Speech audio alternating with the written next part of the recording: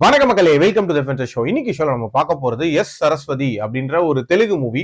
தமிழ் டப்பிங்கோட இப்ப பிரைம்ல அவைலபிளா இருக்கு. இந்த படத்துல வரலட்சுமி சரத்குமார் தான் லீட் கேரக்டர் பிளே பண்ணிருக்காங்க. இந்த படம் ஒரு வித்தியாசமான சைக்கலாஜிக்கல் மிஸ்டரி த்ரில்லர் அப்படின்னே சொல்லலாம்.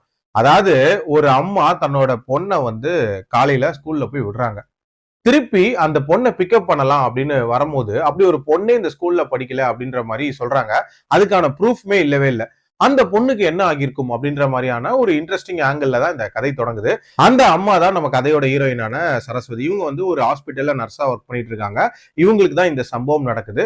ஆல்சோ இதுக்கப்புறம் தன்னோட பொண்ணுக்கு ஒரு மிகப்பெரிய டிராஜடி நடந்ததாகவும் அதுக்காக சில பேரை ரிவெஞ்ச் எடுத்ததாகவும் ஒரு கேஸ் நடக்குது. அந்த கேஸ்க்காக பிரகாஷ் ராஜ் ஆஜர் ஆறாரு. அண்ட் அந்த கேஸ்ல என்னென்ன மாதிரியான சம்பவங்கள் நடக்குது அண்ட் சரஸ்வதியை சுத்தி இருக்கக்கூடிய அந்த மர்மங்கள் என்னன்ற மாதிரி தான் இந்த கதை போகும். இந்த படத்தோட ஸ்டார்டிங்லயே அந்த மிஸ்டரியை சூப்பரா பில்ட் பண்ணியிருந்தாங்க அப்படின்னே சொல்லலாம். அந்த பொண்ணுக்கு என்ன நடந்திருக்கும், வரலட்சுமி சரத்குமார் யாரு, அவங்கள சுத்தி இருக்கக்கூடிய மர்மங்கள் என்ன அப்படின்ற மாதிரி நிறைய கேள்விகள் இருந்துச்சு. ஆக்சுவலா வரலட்சுமி சரத்குமாரை பத்திய ஒரு ரிவிலேஷனுமே இந்த கதையில ஒரு மாதிரி இன்ட்ரெஸ்டிங்கா தான் இருந்துச்சு அப்படின்னே சொல்லலாம். அவங்களோட பிளாஷ்பேக் அப்படின்றதும் ஓரளவுக்கு இம்பாக்ட்ஃபுல்லா இருந்துச்சு அப்படின்னே சொல்லலாம். பட் ஒன்ஸ் அவங்கள பத்தி ஒரு முக்கியமான ஒரு விஷயம் ரிவீல் ஆனதுக்கு அப்புறமாட்டு இந்த கதை ஒரு ரொட்டீனான ரிவெஞ்ச் டிராமாவா மாறிடுச்சு அப்படின்னே சொல்லலாம். எதிர்பார்த்த மாதிரியான சம்பவங்கள் தான் நடக்கும். இன்ஃபேக்ட் ரொம்பவே கன்வீனியன்ட்டா அவங்களுக்கு ஏத்த மாதிரி சில காட்சிகளை அமைச்சிருந்தாங்க. கிளைமேக்ஸ்லாம் கிட்டத்தட்ட அந்த மாதிரியான ஒரு கிளைமேக்ஸா தான் இருந்துச்சு.